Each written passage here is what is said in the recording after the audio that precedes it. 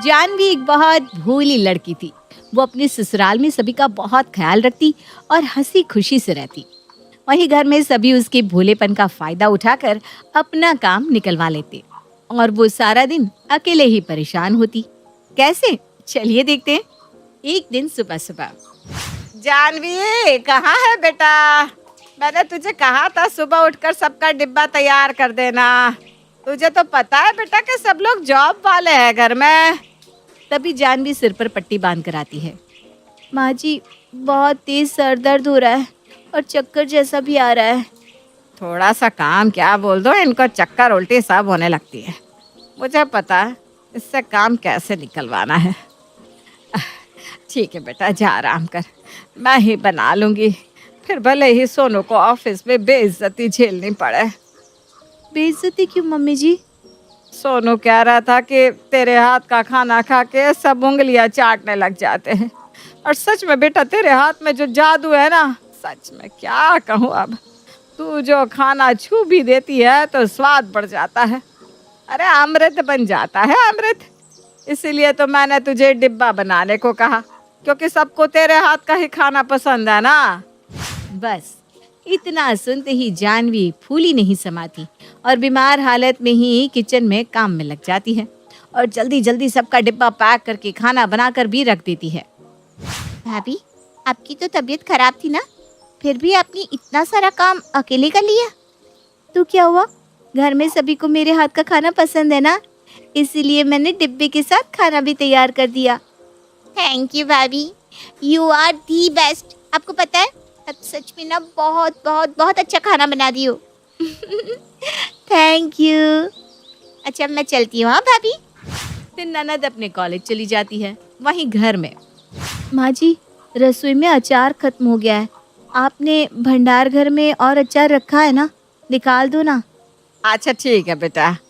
फिर सास जब भंडार घर में जाती है तो देखती है कि वहाँ बहुत गंदगी है और हर जगह चूहे घूम रहे हैं।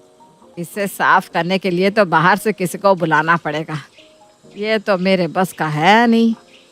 क्या हुआ माँ जी, आपको बर्नी नहीं मिली क्या? अब मिल गई बहू।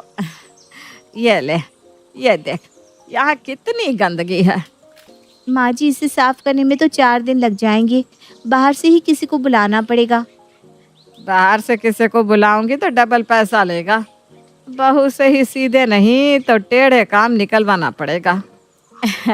अरे बहू, बाहर से बुला तो ले साफ करने वाले को, लेकिन क्या पता ढंग से साफ करे ना करे। और वैसे भी तू तो ये काम चुटकी में कर दे। 2 दिन का काम तो काहिलों के लिए है। याद है जब दिवाली में मेरी कमर टूटी थी और काम करने वाला कोई नहीं था, पूरे घर की सफाई तूने चुटकियों में की थी। हाँ हाँ माँ जी, याद है। तो फिर बेटा, और वैसे भी ना तेरे जितना परफेक्ट काम तो वो लोग करेंगे क्या है? तू तो मेरी सर्वगुण संपन्न बहू है। यूं हो जाएगा चुटकियों में तुझसे। सास की बातें सुन जानवी खुशी से फूली नहीं समाती। हाँ हाँ माँ जी, आप चिंता मत कीजिए, सब काम मैं कर लूँगी, आप आराम करो। और किसी को फालतू में बुलाने की भी ज़रूरत नहीं है, मैं हूँ ना। फिर क्या, बेचारी जानवी अकेले ही पूरा भंडार घर साफ करती है, जिसमें उसे 2 दिन लग जाते हैं। बड़े उत्साह से हाँ तो बोल दी थी सासू माँ को। यहाँ तो हालत ख़राब हो गई इस कमरे की सफाई करते करते।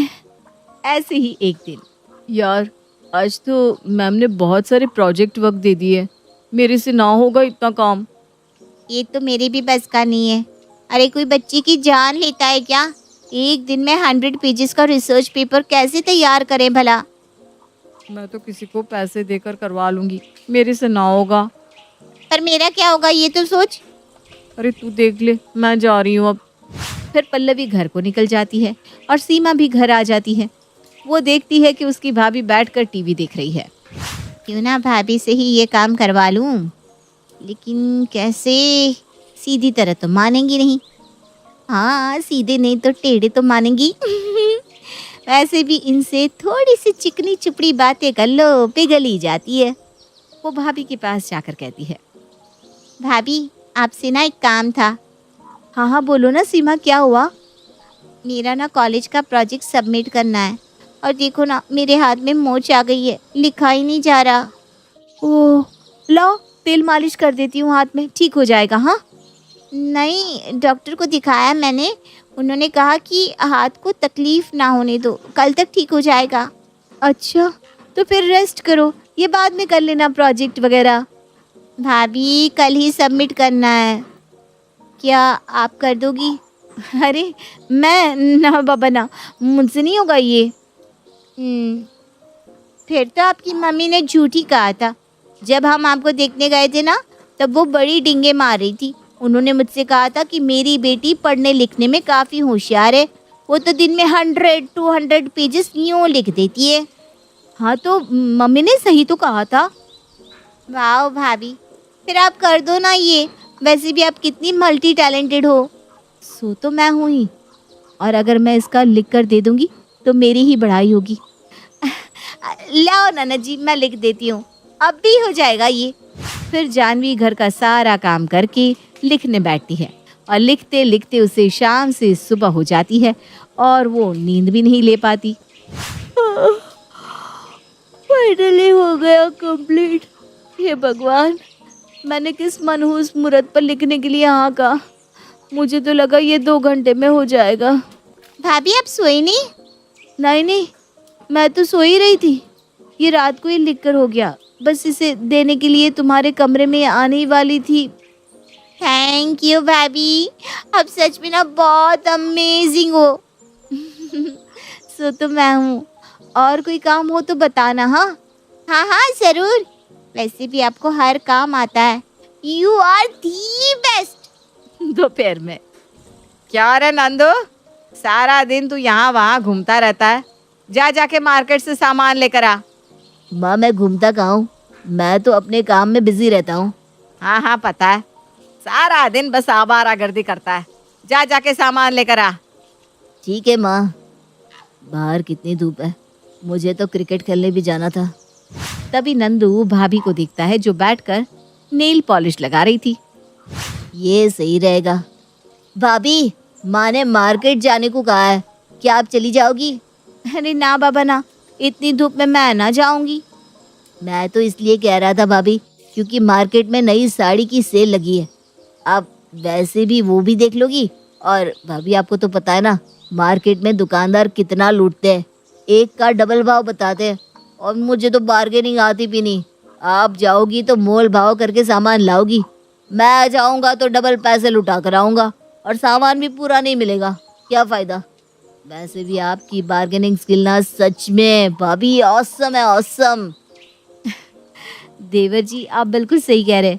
लाओ थैला दो यहाँ पर, मैं जाकर लेकर आती हूँ। इस तरह एक बार फिर देवर ने भी जानवी की तारीफ करके उसे बेवकूफ़ बनाया, और वो खुशी खुशी मार्केट चली गई। ऐसे ही घर में सभी जानवी की तारीफ करके उससे अपना मुश्किल से मुश्किल काम निकलवा लेते थे, और वो बेचारी समझ भी नहीं पाती थी। ऐसे ही दिन बीत रहे थे, और एक दिन जानवी की बचपन की सहेली उससे मिलने आती है। हाय जानवी, कैसी है? मैं तो मज़े में, तू अपना बता। मैं तो ठीक हूँ, लेकिन तेरी हालत तेरी बालों से मैच नहीं खा रही। चल कमरे में बैठकर बातें करते हैं। फिर दोनों कमरे में जाते हैं। ले चाय नाश्ता कर और बता। तू बता, तेरा क्या हाल है? सुधरी या अब भी अपने ससुराल वालों की तारीफ से खुश होकर उनका काम करके दे देती है? नहीं नहीं, ऐसी कोई बात नहीं है। तभी जानवी की सास वहाँ आती है। बेटा ये तेरे ससुर जी का कोट पैंट है, इसे धुलना है। देख मैं तो धुल लेती, लेकिन वो कह रहे थे कि बहू के हाथ की जितनी सफाई और चमक मेरे हाथ में नहीं है, इसीलिए तुझे देने आ गई। अरे अरे माँ जी, मैं कर दूंगी, चिंता मत करो, एकदम चमका दूंगी ससुर जी का कोट और पैंट। और सुन बहू, ये मेरी साड़ी है, इसमें फॉल लगाना है, लगा देना। वो क्या है ना, दर्जी को दूंगी तो पैसा लेगा और सब खराब कर देता है। बल्कि तू तो दर्जी से अच्छा फॉल लगा लेती है साड़ी में। सच में माँ जी? मैं झूठ ना बोलूं, तेरे हाथ का काम ना बेस्ट होता है, एकदम प्रोफेशनल। आप रख दीजिए, मैं कर दूंगी। सास की जाने के बाद ले लगा गई तेरी सास तुझे चूना। क्या मतलब? देख कितनी भोली है जानवी, जब से मैं यहाँ आई हूँ बस यही देख रही हूँ कि सब तेरी तारीफ करके तुझसे अपना काम निकलवा रहा है। तू चेंज करना अपना रवैया। सच में यार, कभी कभी मुझे भी लगता है कि मैं कुछ ज़्यादा तो काम नहीं करती। कुछ नहीं, बहुत ज़्यादा करती है। सब अपने हिस्से का भी काम तुझसे ही करवाते हैं। तेरी थोड़ी सी तारीफ क्या कर दो तो पिघल जाती है। हाँ यार, बात तो सही है। मुझे ना तारीफ बहुत अच्छी लगती है, इसीलिए शायद। लेकिन अब से कोई काम नहीं करूँगी मैं। गुड। अच्छा सुन, परसों ना मेरे देवर की शादी है और मुझे कोई अच्छी पार्लर वाली नहीं मिल रही। क्या तू मेरा मेकअप कर देगी? देख, मना मत करना।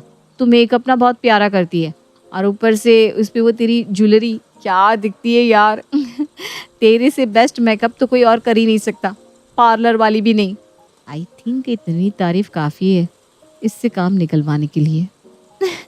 अरे बस इतनी सी बात, मैं तैयार कर दूंगी तुझे और अपनी गोल्ड ज्वेलरी भी पहनाऊंगी, डोंट वरी।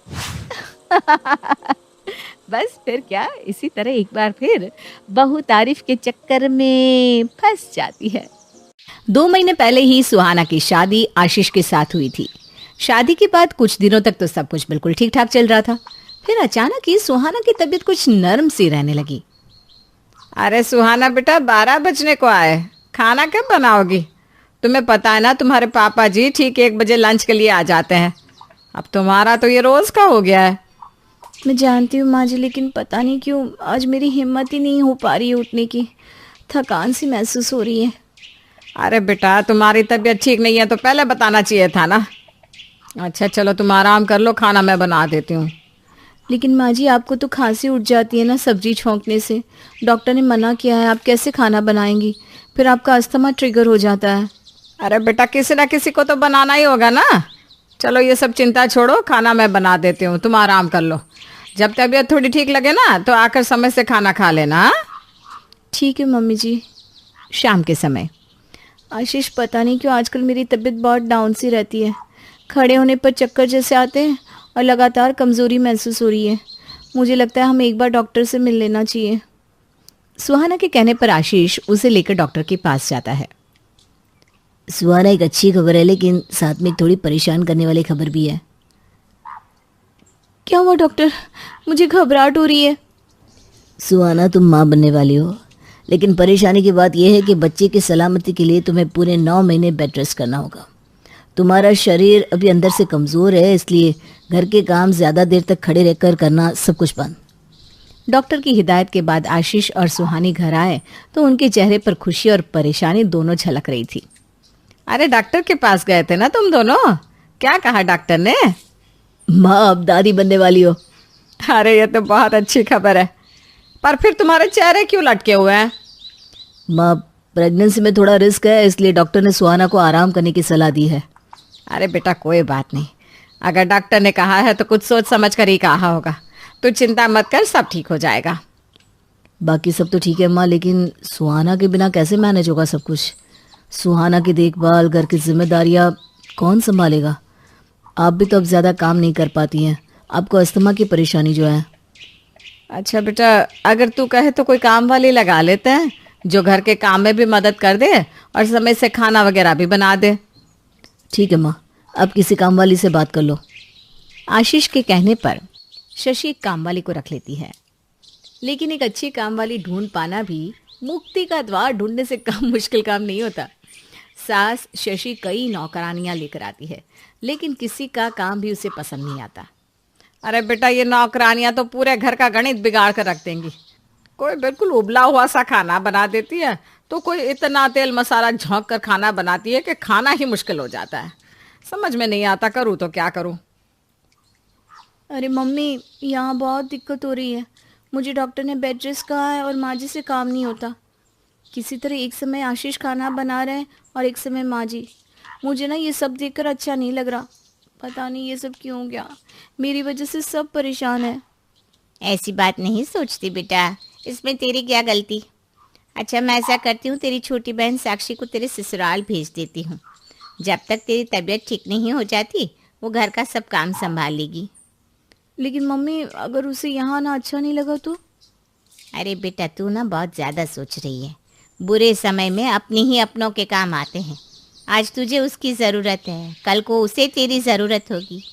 बस बेटा, यही तो होता है अपनापन। उससे तेरी मदद करके खुशी होगी।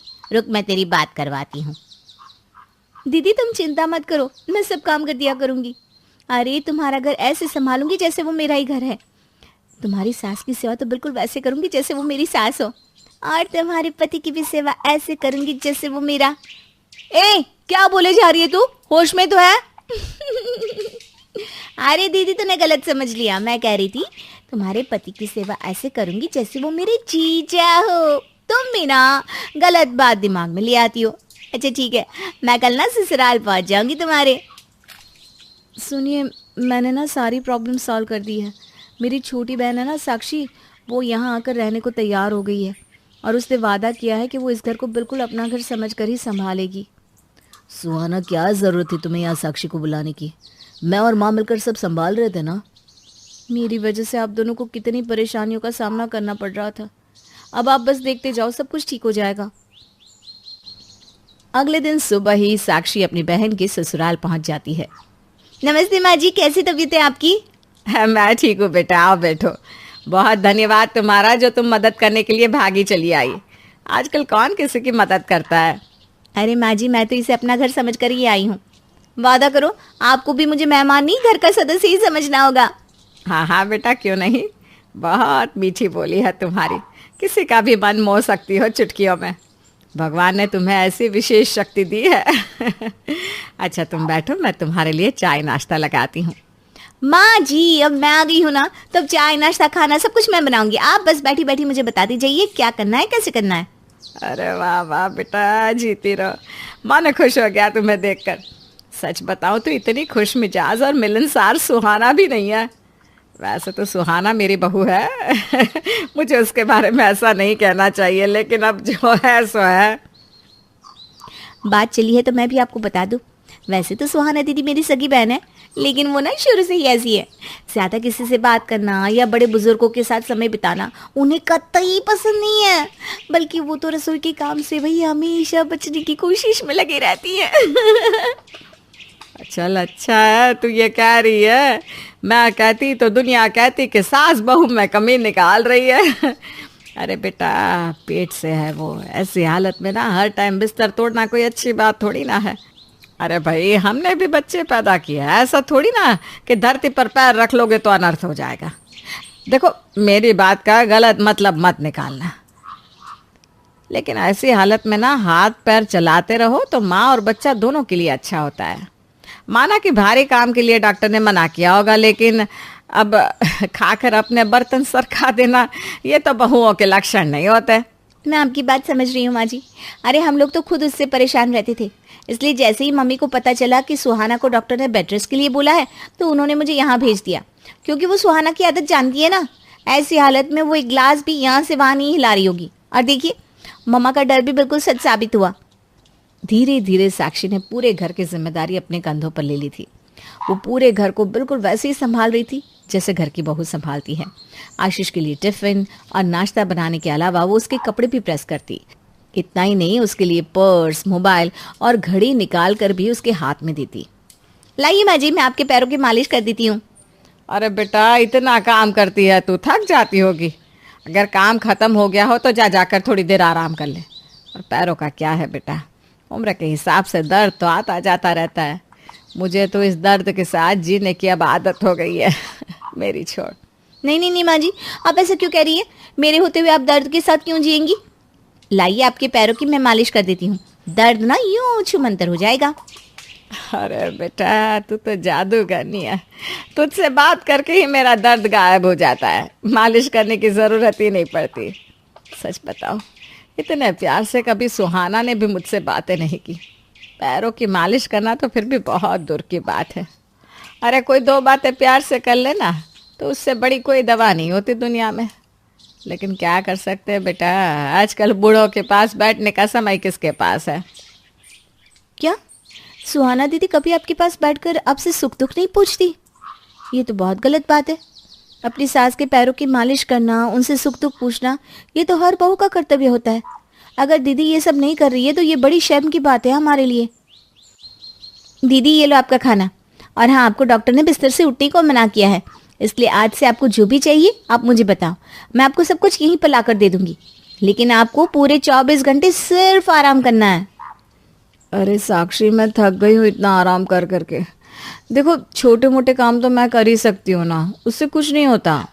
नहीं दीदी, भगवान न करे आपकी सेहत को कुछ हुआ तो मैं अपने आप को कभी माफ़ नहीं कर सकूंगी।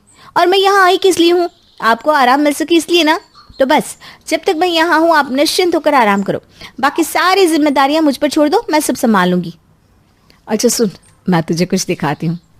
सामने वाली अलमारी खोल के देख, उसमें एक ड्रेस रखी हुई है, तेरे जीजू ने दी है। बता तो कैसी है? वाह दीदी, ये तो बहुत खूबसूरत है। काश मैं भी ऐसी ड्रेस पहन पाती। ये तो बहुत महंगी होगी ना? अरे महंगी सस्ती क्या, तुझे पसंद आई ना, ठीक है, आज तू पहन ले, क्या फ़र्क पड़ता है। तू मेरी बहन है, अगर तू मेरे लिए इतना कुछ कर सकती है तो मैं भी तो तेरे लिए कुछ कर सकती हूँ ना। बस याद से लौटा देना, गिफ्ट है ना। इसलिए मैं संभाल कर रखूँगी। लेकिन दीदी, ड्रेस जीजू आपके लिए लाए ना, जीजू को बुरा लग गया तो?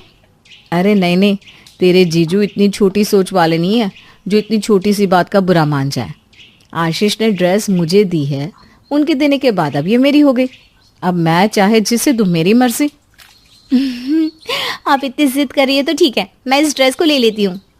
बहन से ड्रेस लेकर साक्षी अपने कमरे में आती है, उसे पहनकर अच्छे से तैयार हो जाती है। कुछ देर बाद आशीष ऑफिस से घर लौट कर आता है।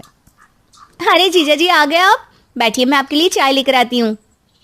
अरे ये ड्रेस, ये तो। हाँ, ये ड्रेस मुझे दीदी ने दी है। कह रही थी उन्हें पसंद नहीं है तो मैं इसे घर में पहन लिया करूँ। क्या हुआ, आपको भी अच्छी नहीं लग रही है क्या? अब नहीं नहीं, वो बात नहीं है, अच्छी है ड्रेस। तुम जाओ चाय बना लो। साक्षी जो खेल अपनी बहन के ससुराल में खेल रही थी, वो अभी तक किसी की भी समझ में नहीं आया था।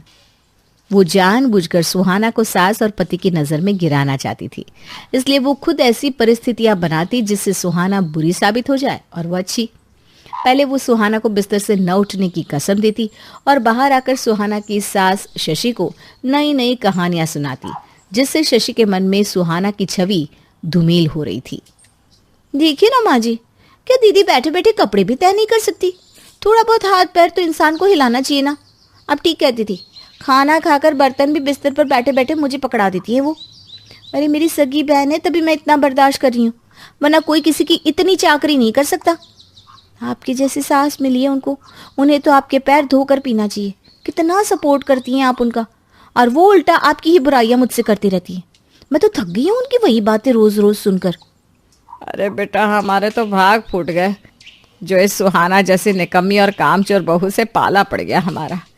कितना अच्छा होता अगर मेरे आशीष की शादी तुझसे हुई होती। सच में राम और सीता की जोड़ी लगती, लेकिन अब कर भी क्या सकते हैं। सच बताऊं तो इतने दिनों से इस घर में रहते रहते मुझे भी अब लगने लगा है कि काश आपका एक बेटा और होता तो मैं ये घर छोड़कर कभी जाती ही नहीं। हम हमेशा साथ रहते, खूब बातें करते, गोलगप्पे खाने जाते, और फिर मैं रात को आपके पैरों की तेल से मालिश भी करती। बहुत लगाव हो गया है मुझे भी इस घर से। खैर, अब इन बातों का क्या फ़ायदा। हमारे भाग्य में जो लिखी थी वो हमें मिल गई। हमारी तो बस दिल से दुआ है बेटा कि तुम जहाँ रहो खुश रहो। साक्षी ने धीरे धीरे सास शशि के मन में बहन सुहाना के प्रति खटाश भरती थी, और अब वो पुरजोर कोशिश कर रही थी कि किसी तरह आशीष भी उसकी बातों में आ जाए।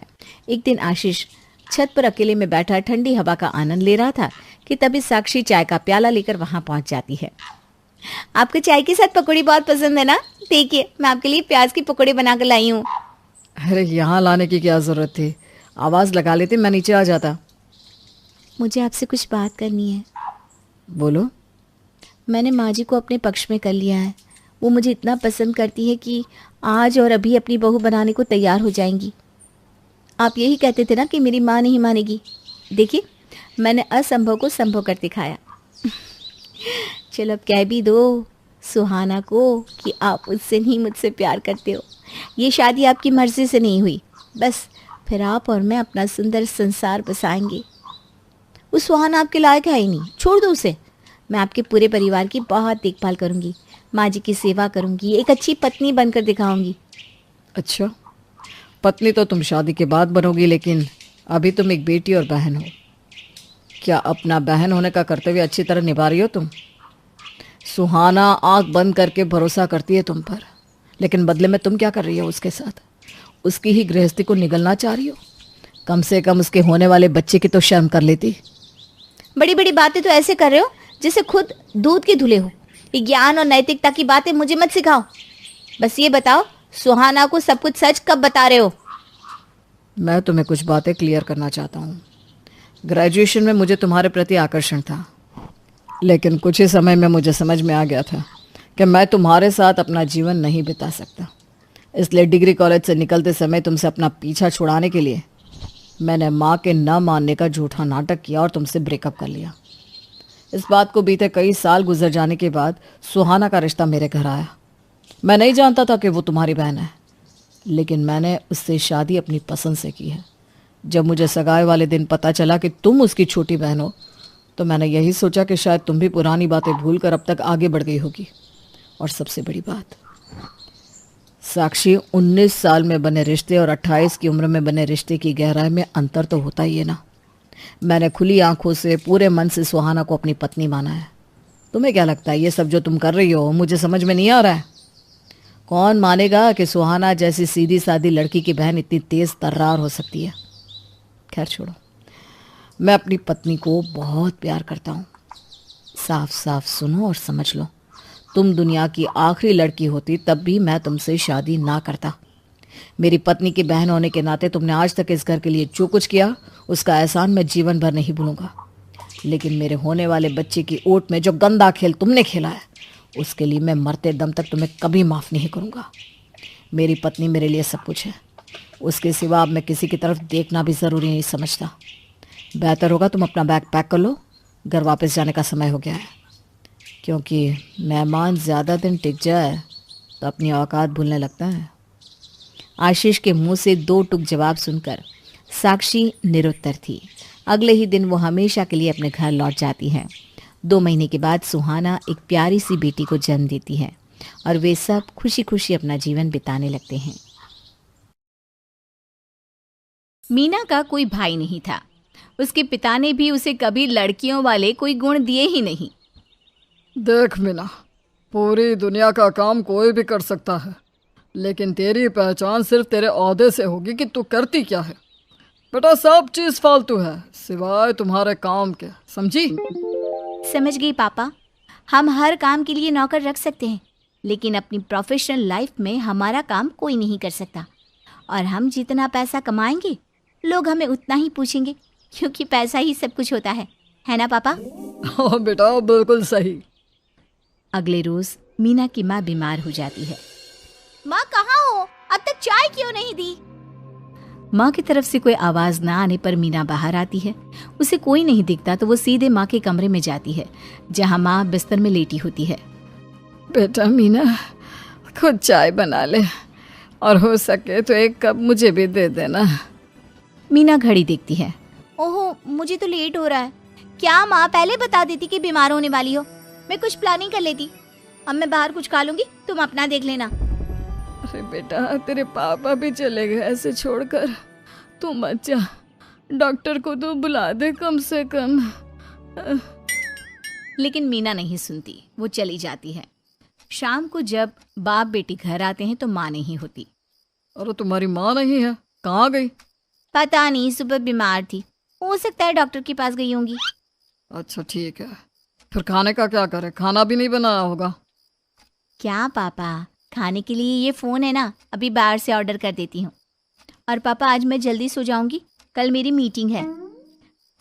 बाप और बेटी खाना खाकर अपने अपने कमरे में चले जाते हैं, जहाँ पिता को बिस्तर पर एक चिट्ठी मिलती है जिसमें लिखा होता है, तुम लोग सिर्फ पैसा कमाने की मशीन हो।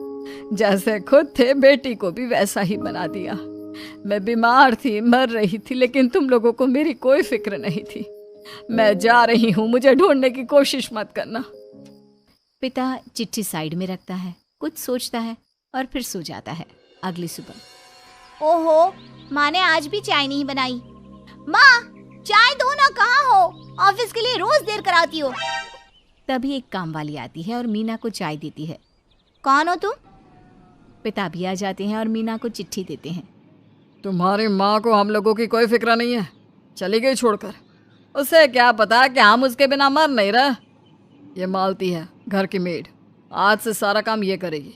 और हाँ, तेरी माँ से अच्छा खाना बनाती है, मैंने अभी खाया है। ठीक है पापा, मैं चली ऑफिस। मालती, फटाफट खाना बनाकर पैक कर दो। मीना और उसके पिता मशीनी जिंदगी जी रहे थे कि एक दिन उसके पिता ने कहा, बेटा, मेरी कंपनी मुझे अमेरिका भेज रही है, मैं अब शायद इंडिया कभी वापस ना आऊँ। ओहो पापा, फिर मैं कैसे रहूंगी? पता नहीं माँ भी कहाँ है अब। ऐसा कर बेटा, तू शादी कर ले, 2-4 लोगों के साथ रहेगी तो मन लगा रहेगा, अकेले भी नहीं रहना पड़ेगा और काम के लिए कोई दिक्कत भी नहीं होगी। ठीक है पापा, देख लो कोई लड़का फिर जो अच्छा कमाता हो। पिता बेटी के लिए लड़का देखता है और उन्हें एक लड़का मिल जाता है। बेटा, शाम को हम लोगों को प्रशांत के घर जाना है, एक बार उससे मिल लो, शायद तुमको ठीक लगे। मीना पिता के साथ प्रशांत को देखने जाती है। उनके घर से प्रशांत के घर का माहौल बिल्कुल उल्टा होता है। मीना को देखने प्रशांत का पूरा खानदान आया था। मीना, ये मेरी बुआ है और ये चाची, सब तुमको देखने आए हैं। वो क्या है ना, हमारा पूरा परिवार साथ ही रहता है। साथ? यहाँ इस घर में? अरे नहीं नहीं, इस घर में तो सिर्फ हम रहते हैं, लेकिन हाँ, आसपास ही हैं सब। सुख दुख में सब साथ साथ हो जाते हैं। मीना को प्रशांत से बात करके अच्छा लगता है। वो अपने पिता के साथ घर आती है और तो कैसा लगा सब? ठीक है पापा, मैंने कौन सा घर में रहना है? हाँ बेटा, देख लेना, अगर ठीक लगे तो रहना, नहीं तो तलाक देकर अमेरिका आ जाना, वहां तुम्हारे लिए कोई लड़का देख लूंगा। वो लोग तो यहाँ के लोगों से ज्यादा अच्छे होते हैं। हाँ पापा, लेकिन आज माँ होती तो। पिता को मीना की बात पर गुस्सा आ जाता है। देखो बेटा, कमजोर नहीं होना है, रिश्ते सिर्फ हमें कमजोर बनाते हैं। आज ये लोग सारे जो तुम्हें देखने आए थे ना, ये तुम्हें देखने नहीं आए थे, ये तो ये देखने आए थे कि क्या लड़की भी इतना कमा सकती है। देखो बेटा, साफ साफ बोलता हूँ, बाप बड़ा ना भैया, सबसे बड़ा रुपया। मीना भी पिता के कहने पर ही चलती है और शादी करके ससुराल जाती है, जहाँ उसे भरा पूरा परिवार मिलता है। बेचारी की माँ इसे छोड़कर चली गई थी, तब से बिना माँ की बच्ची है। लेकिन देखो, पढ़ाई भी की और कामकाजी लड़की है, कभी भटकी नहीं रहा से कि माँ नहीं है तो कुछ भी करे। मीना दोनों की बात सुन रही थी। वो उन लोगों की बात सुनकर कमरे में आती है और पिता को फोन करती है। पापा, आपने माँ के बारे में क्या बताया है इन लोगों को? यही कि तुम्हारी माँ तुम्हें और मुझे छोड़कर भाग गई है। और क्या कहता, हम लोगों को पैसा कमाना था, उसकी तबीयत का ख्याल नहीं रखा तुमने, ये सब कहता क्या?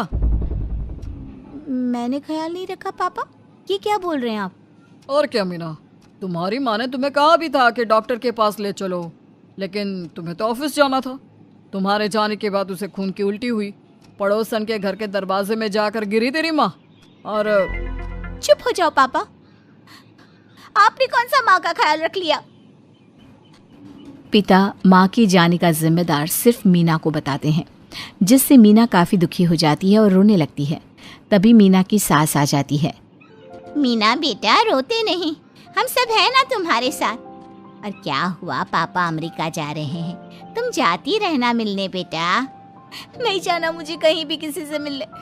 हाँ प्लीज मुझे अकेला छोड़ दे, मेरा मूड ठीक नहीं है। सास मीना को समझती है।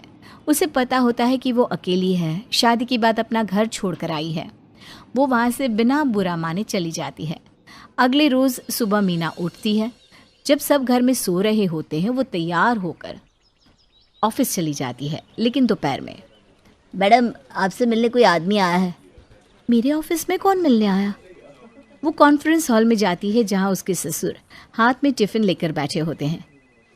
बहू, वो क्या है ना, हम लोगों के घर सबको देर से उठने की आदत है, तो खाना देर से बनता है। प्रशांत भी ऑफिस में देरी से ही जाता है, लेकिन तेरी सास ने कहा है कि वो कल से वक्त पर उठा करेगी। मीना ससुर को देखकर सोचती है कि क्या जरूरत थी इन्हें इतनी दूर आने की। इसीलिए कि सिर्फ मैं भूखी ना रह जाऊं, ससुर इतनी दूर आए। वो ससुर के हाथ से खाना ले लेती है। मीना की जिंदगी अब शादी के बाद बदलने लगती है। वो घर जाती है जहाँ प्रशांत अपनी बहन से बात कर रहा था। अरे महक, तू क्यों परेशान होती है? तेरा भाई है ना। हाँ बेटा प्रशांत, तेरी बहन परेशान है, जा उसे लेकर आ जा। मीना देखती तो सब है लेकिन किसी से कुछ नहीं पूछती कि क्या हुआ। वो कमरे में जा रही थी कि मीरा, तुम सो जाना, मैं महक को लेने जा रहा हूँ उसके ससुराल। वो क्या है ना, उसे बेबी होने वाला है और उसका मन माँ के पास रहने का कर रहा है। ठीक है। मीना की ननद घर आती है। वो देखती है कि कैसे माँ अपनी बेटी का ख्याल रखती है, कैसे बेटी माँ के साथ अपनी सारी बातें शेयर करती है। लेकिन मीना की माँ कहाँ हो तुम? मुझे माफ कर दो माँ। वो रो रही होती है कि पति का हाथ उसके कंधे में आ जाता है। माँ की याद आ रही है, लेकिन रो क्यों रही हो? वो अच्छी नहीं थी, वरना तुम्हें छोड़कर नहीं जाती ना। Shut up! मेरी माँ के बारे में कुछ बोलने की जरूरत नहीं है। वो दुनिया की सबसे अच्छी माँ थी। नहीं है मेरी माँ। मुझे माँ की याद आ रही है, मुझे उनके पास जाना है। ये तो तुम्हारे पिता ही बता सकते हैं कि वो कहाँ है। रुको, मैं उनसे बात करता हूँ। प्रशांत मीना के पापा से बात करता है और मीना की माँ का पता लगा लेता है। वो मीना को उसकी माँ के पास लेकर जाता है। मीना बेटा, कितनी सुंदर लग रही है साड़ी में। शादी हो गई तेरी। मीना, माँ का काम तो काम वाली कर देती होगी ना। माँ की तो कभी याद नहीं आई होगी। तुम्हारे पापा कैसे हैं? इतने साल बाद माँ को देखकर मीना उनके गले लग जाती है और रोने लगती है। क्या हुआ बेटा, रो क्यों रही है? माँ, मुझे माफ कर दो। कोई तुम्हारी जगह नहीं ले सकता। माँ, मेरे साथ रहो, मुझे माफ कर दो। पर बेटा, अब तो तेरी शादी हो गई है। कौन सी माँ बेटी के ससुराल में रहती है? मीना पति की ओर देखती है। माँ, मीना का घर है वो, और आप उसकी माँ। मीना पति का फैसला समझ जाती है और माँ को अपने साथ लेकर चली जाती है। ईशा, तू खाना बनाना सीख ले बेटा, वरना शादी के बाद क्या होगा तेरा। मम्मी, तुम ना टेंशन मत लो। पैसा हो तो सब हो जाता है, जो कि मुझे कमाना आता है। तुझे तो कहना ही बेकार है। मेरी मती मरी जाती है जो मैं तुझसे कहने आती हूँ। ठीक है, मुझे क्या, जब ससुराल में भर भर के ताने मिलेंगे सुनने ना, तो खुद समझ जाएगी। जस्ट चिल मम्मी, मैं देख लूंगी। संध्या अपने माथे पर हाथ रख लेती है और इसी तरह दिन बीतने लगते हैं। एक रोज संध्या सोचती है, ईशा के कहने से क्या होगा, वो तो कुछ भी बोल देती है, लेकिन मैं तो उसकी माँ हूँ। मुझे ऐसा लड़का ढूंढना होगा जो मेरी बेटी के नखरे उठा सके। संध्या, कुछ कर, तुझे ही कुछ करना होगा। और संध्या की नजर एक रोज सामने रहने वाले लड़के सनी पर पड़ती है। ये लड़का मेरी बेटी को मिल जाए तो सोने पे सुहागा हो जाएगा। ईशा को भी खाने की टेंशन नहीं होगी। मैं अपनी बालकनी से सीधा सनी के घर की रसोई में खाना पकड़ा सकती हूँ। मेरी ईशा के लिए सब आसान हो जाएगा। आज ही रागिनी जी से इस रिश्ते के बाद छेड़ती हूँ। इधर रागिनी, जो कि सनी के लिए एक लड़की ढूंढने में लगी थी, उसकी नजर ईशा पर पड़ती है और वो मन ही मन सोचती है, बगल में छोरा और गांव में ढिंढोरा। इतनी सुंदर लड़की घर के बगल में है और मैं इधर उधर देख रही हूँ। मैं बिना पूरी पागल हूँ। रागिनी उसी वक्त संध्या को कॉल करके कहती है, संध्या जी, मैं आपसे मिलना चाहती हूँ अपने बेटे सनी और आपकी बेटी ईशा के रिश्ते को लेकर। बहन जी, आपने तो मेरे मन की बात छीन ली। मैं आपका इंतजार करूंगी। संध्या खुशी से नाचने लगती है। ईशा, ईशा, जल्दी से कोई अच्छा सा सूट निकाल ले बेटा। शाम में रागिनी जी आने वाली है। वक्त से तैयार हो जाना बेटा, सामने से चल के रिश्ता आया है। मैं जा रही हूँ रसोई में बनाने के लिए पकवान। तू घर का थोड़ा हुलिया ठीक कर दे। मम्मी, इतना हड़बड़ाओ मत, आराम से। मैं अपना दिवाली वाला सूट पहन लूंगी जो सबको बहुत पसंद आया था। ठीक है बेटा। संध्या रसोई में लग जाती है और अलग अलग तरीके के 10 पकवान बनाती है। कैसे भी करके ये रिश्ता आज पक्का करना है मुझे। शाम होते ही रागिनी अपने बेटे सनी और कुछ लोगों के साथ संध्या के घर आती है। इधर संध्या भी पूरी तैयारी के साथ रागिनी का स्वागत करती है। इतने दिनों से हम पड़ोसी हैं, लेकिन आज जाकर आप मेरे घर आई हैं। अब आना जाना तो लगा ही रहेगा। जल्द ही हम समधन जो बन जाएंगे। बिल्कुल बिल्कुल। ईशा, चाय नाश्ता लेकर आओ बेटा। ईशा चाय नाश्ता लेकर आती है और रागिनी के साथ सबको देती है। रागिनी ईशा को देखती ही रह जाती है। सभी नाश्ता कर लेते हैं, तब रागिनी कहती है, ढोकले तो बहुत टेस्टी बने हैं और कचौड़ियाँ भी। ऐसे तो सब कुछ अच्छा बना है, लेकिन पिज्ज़ा मुझे बहुत पसंद आया, क्योंकि पिज्ज़ा मेरा फेवरेट है। ये सब ना मेरी बेटी ने ही बनाया है। मेरी ईशा हर काम में माहिर है। अब दोनों को आपस में बात करने का वक्त दे दे ताकि ये रिश्ता पक्का हो सके जल्द से जल्द। ईशा और सनी आपस में बातें करते हैं और दोनों का रिश्ता तय हो जाता है। दोनों की शादी बड़े ही धूमधाम से हो जाती है। विदाई के वक्त संध्या ईशा को कहती है, बेटा किसी भी चीज़ की ज़रूरत हो तो झट से अपनी माँ को याद कर लेना। सुन, मैंने ना सब्जियाँ काट के रख दी है तेरे बैग में, तू मौका देख कर निकाल लेना और पहली रसोई में उसी से खाना बना देना। ठीक है मम्मी, पहले मुझे जाने तो दे ताकि वहाँ का माहौल देख सकूं, फिर तुम तो हो ही। ईशा को विदाई देकर संध्या सोच में पड़ जाती है कि अब ईशा क्या और कैसे करेगी। ईशा चली जाती है अपने ससुराल और अगले दिन सुबह सुबह रागिनी ईशा से कहती है, बहू आज तेरी पहली रसोई है तो आज तू खाना बना लेना। जी मम्मी जी। ईशा रागिनी को हाँ तो कह देती है, लेकिन उसे समझ में नहीं आता कि वो क्या बनाए। अब मम्मी ने सब्जियां तो दी थी, वो सब्जी ले आती हूँ। ईशा छुपाकर अपने कमरे से सब्जी लेकर आती है और संध्या को फोन करती है, मम्मी इस सब्जियों से क्या बनाऊं? खाली सब्जी से नाश्ता थोड़ी ना बनेगा। अरे बेवकूफ़, इन सब्जियों को छौंका लगाकर कुकर में सीटी लगा दे, तब तक मैं आलू दम और गरम कचौड़ियाँ बनाकर तुझे पकड़ा देती हूँ। मम्मी पहली रसोई में कुछ मीठा भी बनाना होता है, तो वो भी बना देना। अरे मुझे मत सिखा, सब पता है मुझे। जितनी देर में ईशा कुकर में सीटी लगाती है, उतनी देर में संध्या खीर, कचौड़ी और आलू की सब्जी बनाकर तैयार कर देती है और अपनी बालकनी से इशारा करके ईशा को उसकी रसोई की खिड़की में पकड़ा देती है। अपनी माँ के हाथों का खाना देखकर ईशा कहती है, मम्मी के खानों में क्या खुशबू आ रही है। मेरी सब्जी तो एकदम बेकार लग रही है, इसके सामने फेंक देती हूँ ये। ईशा अपनी बनाई हुई सब्जी फेंक देती है और संध्या के बनाए हुए खाने टेबल पर सजाकर सबको खाने के लिए बुलाती है। नाश्ता तैयार है, सब टेबल पर आ जाओ। सब खाने की मेज पर आ जाते हैं। खाने की खुशबू से घर महक उठता है। बहू खाने की महक तो बहुत अच्छी आ रही है। जी पापा जी, मैंने बहुत मेहनत से बनाया है, आप लोग खाना शुरू कीजिए ना। बहू खाना तो सच में बहुत स्वाद बना है, नेक तो तुझे अच्छा खासा मिलना चाहिए। रागिनी और विमल ईशा को सोने का हार उपहार में देते हैं। ईशा सारी बातें संध्या को बताती है। अरे बेशरम, तूने सब्जी फेंकी क्यों? इतनी महंगी है सब्जियाँ, मैं उसे ही ठीक करके तुझे भेज देती। तेरी सास ससुर मुंह मोड़ मोड़ कर वही खा लेते, उन्हें कुछ थोड़ी ना पता चलता। तू मुझसे पूछ नहीं सकती थी क्या? है? कल से रख दूंगी, दोपहर के खाने का काम तो हो जाएगा, क्योंकि खाना पड़ा है। रात में मम्मी कुछ बना देना। नहीं, आज ना बाहर चली जाऊंगी मैं। रात को ईशा अपने परिवार के साथ खाने के लिए बाहर चली जाती है।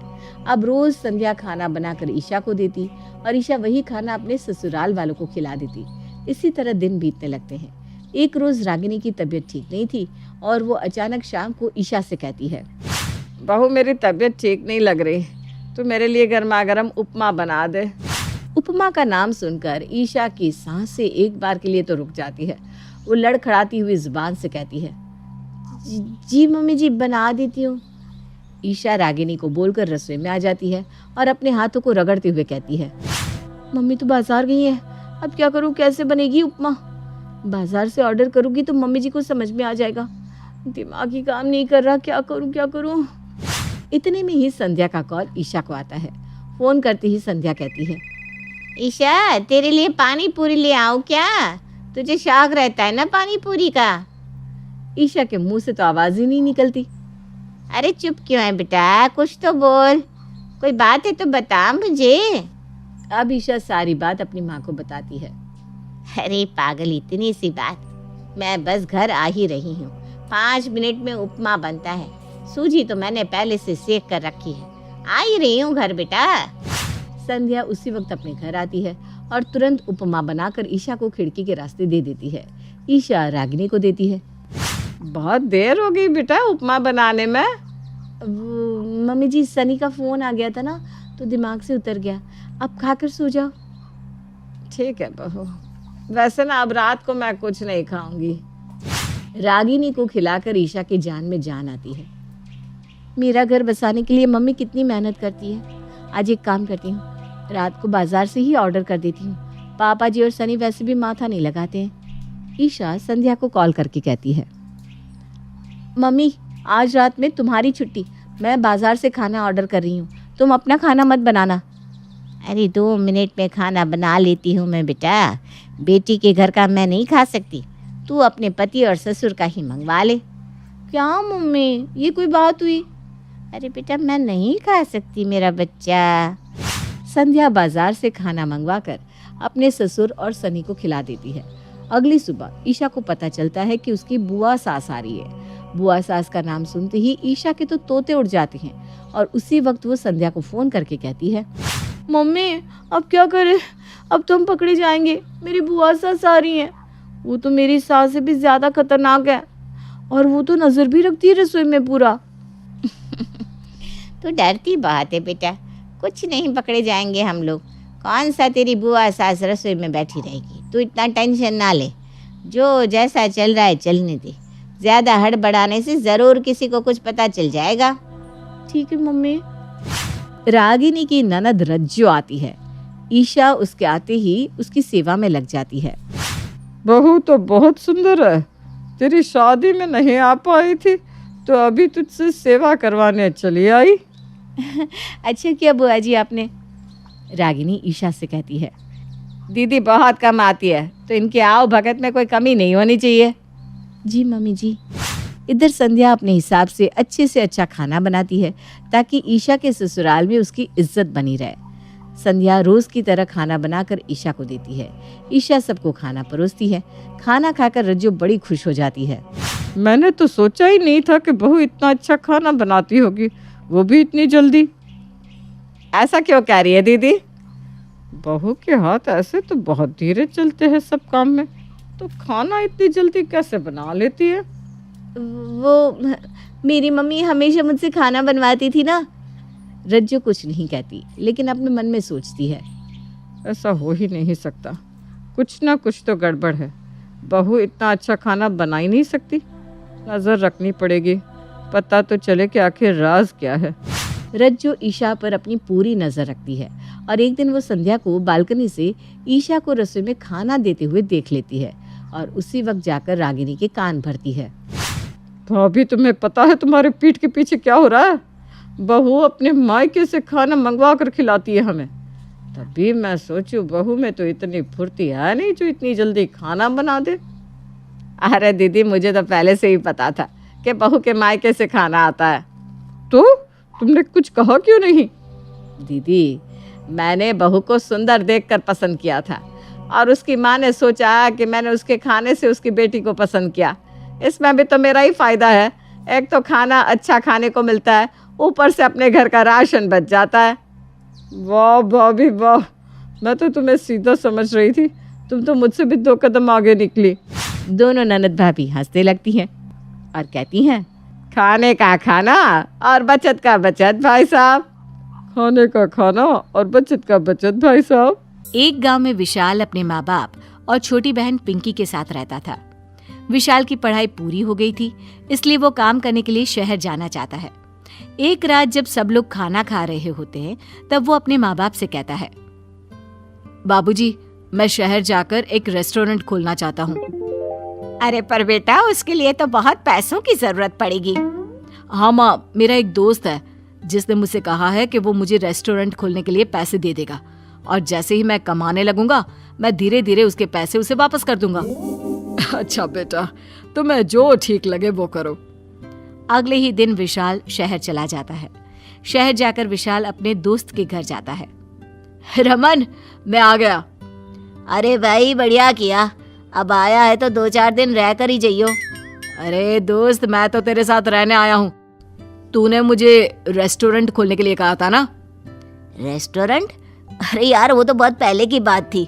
देख फिलहाल तो मेरे हालात ठीक नहीं है, मैं तो खुद अब किराए के घर में रहता हूँ। विशाल बहुत उदास हो जाता है। वो शहर से वापस भी नहीं जाना चाहता, क्योंकि अपने माँ बाप की बस वही तो एक उम्मीद होता है। उसे कुछ समझ में नहीं आता और वो एक रेस्टोरेंट में वेटर की नौकरी करने लगता है। वहां पूरी लगन से वो काम करता है। फिर एक दिन एक प्रीति नाम की लड़की उसके रेस्टोरेंट में खाना खाने आती है। उसके कपड़े बहुत ही साधारण से होते हैं। उसे भूख लगी होती है और आते ही वेटर को आवाज देती है, वेटर वेटर। जी मैम, बताइए आपको क्या ऑर्डर करना है? देखो, मुझे बहुत भूख लगी है, जल्दी से मेरे लिए एक नान और शाही पनीर ले आओ, साथ में लस्सी भी लाना और गुलाब जामुन भी। विशाल फटाफट उसके लिए खाना लेकर आता है। लड़की जल्दी जल्दी सारा खाना खा लेती है। फिर जब विशाल बिल लेकर आता है तो लड़की देखती है कि उसके बैग से उसका पर्स गायब है। वो परेशान हो जाती है। हे भगवान, मैंने तो पैसे अपने बैग में ही रखे थे, कहाँ गए? मैम जल्दी कीजिए, मुझे बाकी लोगों का ऑर्डर भी लेना है। वो मेरे पास पैसे नहीं है। ये आप क्या कह रही हैं? पैसे नहीं है तो इतना खाना क्यों खाया? मेरे पास पैसे थे, पता नहीं कहाँ चले गए। लगता है मेरा पर्स चोरी हो गया है और मेरा फोन भी गायब है, जो मैं किसी को फोन करके पैसे मंगवा सकूं। तभी वहाँ मैनेजर आता है। क्या बात है, क्या हुआ? अब सर, इन मैडम का पर्स चोरी हो गया है। कोई चोरी वोरी नहीं हुआ। ऐसे भूखे नंगे लोग बहुत आते हैं यहाँ। पैसे तो होते नहीं और सोचते हैं कि भोली भाली शक्ल देखकर कोई भी फ्री में खाना खिला देगा और बेवकूफ बन जाएगा। अरे, ये कैसी बात कर रहे हो आप? मैं कोई ऐसी वैसी लड़की नहीं हूँ। हाँ हाँ, दिख रहा है कितनी अच्छी लड़की हो। चलो खड़ी हो और अंदर जाकर बर्तन साफ करो। लड़की बहुत रोती है और रोते रोते अंदर बर्तन धोने चली जाती है। विशाल उसे बर्तन धोते देखता है तो ये सब देखकर उसे बिल्कुल अच्छा नहीं लगता। सुनिए मैम, आपका बिल मैं अपनी सैलरी से कटवा दूंगा। आप प्लीज ऐसा काम मत करो, मुझे अच्छा नहीं लग रहा। थैंक यू, आप बहुत अच्छे हो। मैं आपके पैसे जल्द ही लौटा दूंगी। कोई बात नहीं, उसकी कोई जरूरत नहीं है। अब बस आप घर पर जाइए। लड़की वहां से चली जाती है और अगले दिन फिर कॉफी पीने आती है और विशाल के पैसे उसे वापस कर देती है।